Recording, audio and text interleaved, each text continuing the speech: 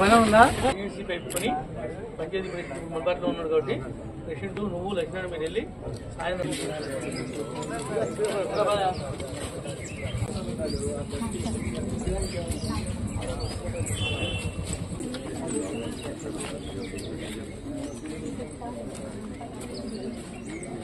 ఏం ఆపరేషన్ ఏంటి ప్రాబ్లం అట్లా సెట్ అవ్వలేదు సార్. బాత్రూమ్ పేపర్ అది కలిపి స్టాప్ పేరు కొట్టేసారు. బాత్రూమ్కి వెళ్తలేదండి. ప్రమాదం అయితే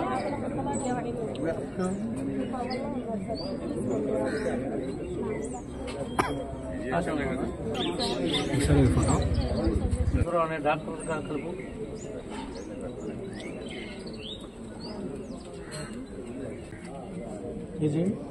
సత్య ఫోన్ అవుతుంది మరి వీళ్ళకి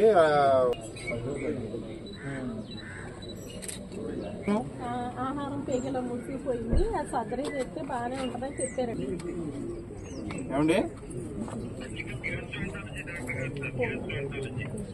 ఒకసారి లైన్ లో ఎమ్మెల్యే గారు మాట్లాడతారు.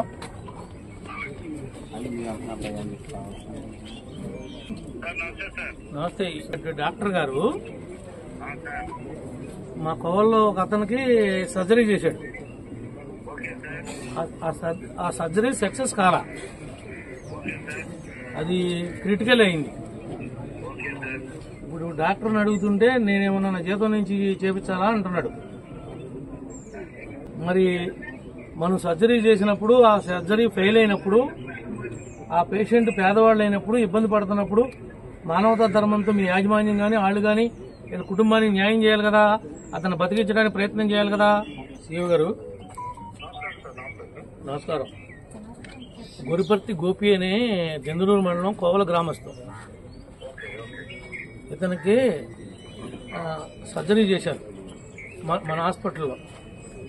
ఆహారం సరిగ్గా తీసుకోలేకపోతున్నాడు, పేగు సన్నగా ఉందని చెప్పి ఆరోగ్యశ్రీలో హ్యాండిల్ చేశారట. అదేమైందంటే సర్జరీ ఫెయిల్ అయింది. ఇప్పుడు వీళ్ళకి అసలు ఏమీ తెలియదు. ఆడ మదర్ కాళ్ళకి ఈ పేకి ఆ పేకి కలిపి క్లిప్ వేసేసాడంటే అండి ఇబ్బంది అయిపోయింది, ఇట్లా ప్రమాదం అయిపోయింది. మళ్ళీ వెళ్ళాము, నా జీతం నుంచి నేనేమైనా ఇవ్వాలా, నేనేం చేయను అని ఆయన మాట్లాడుతున్నాడని నా దగ్గరికి వచ్చారు. వీళ్ళు మళ్ళీ ఇది కాకోకుండా మణిపాల్కి వెళ్ళారు. వీళ్ళు మణిపాల్కి వెళ్తే 4 లక్షల దాకా ఖర్చు పెట్టారు. ఇప్పుడు ఇంకా రికవరీ పూర్తిగా రాలా. కొద్దిగా మీరు ఆ పేషెంట్ని మన హాస్పిటల్కి పంపిస్తాను, మీరు ఎగ్జామిన్ చేసి డాక్టర్తో మాట్లాడి యాజమాన్యంతో మాట్లాడి ఈ కుటుంబాన్ని ఏ విధంగా ఆదుకోవాలి, ఆయన ఎట్లా బతికించాలనేది మీరు ప్లాన్ చేయండి. మళ్ళీ మీరు నేను ఎక్కడ గొడవపడడం ఇది ఈ పేషెంట్ గురించి. నాకేమో ఇటువంటి విషయాలు తెలిస్తే నేను సరిపెట్టుకోలేను. ఇప్పుడు 4 లక్షలు మణిపాల్లో అయింది.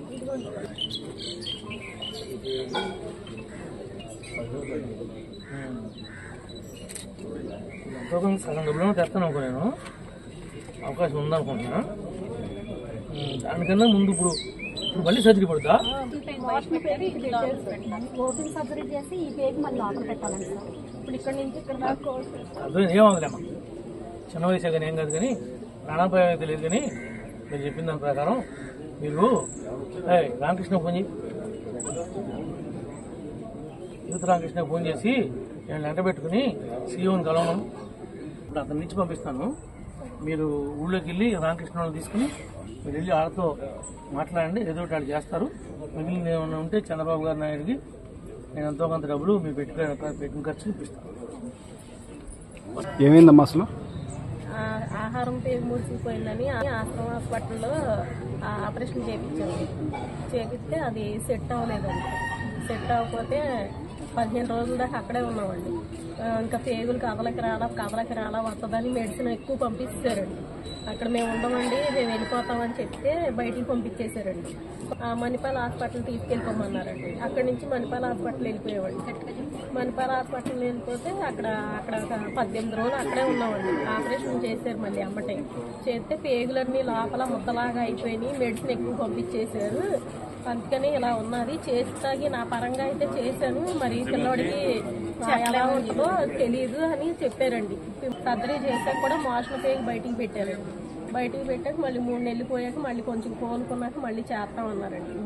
శ్రీనివాస్ గారి దగ్గరికి వెళ్ళి అడుగుతుంటే ఆయనేమో సీరియస్ గా నా శాలరీలో కట్ చేయమా, నా శాలరీలో తీసేమ్మా, డబ్బులు లేని వాళ్ళు చేసి పెట్టుకుంటారా, పెట్టుకోండి అని అడుగుతున్నాడండి. ఏం చేయాలో తెలియక అప్పుడు ఇక్కడికి వచ్చేవాడు. ఎమ్మెల్యే గారు ఎమ్మెల్యే గారు ఏమన్నారమ్మా సార్?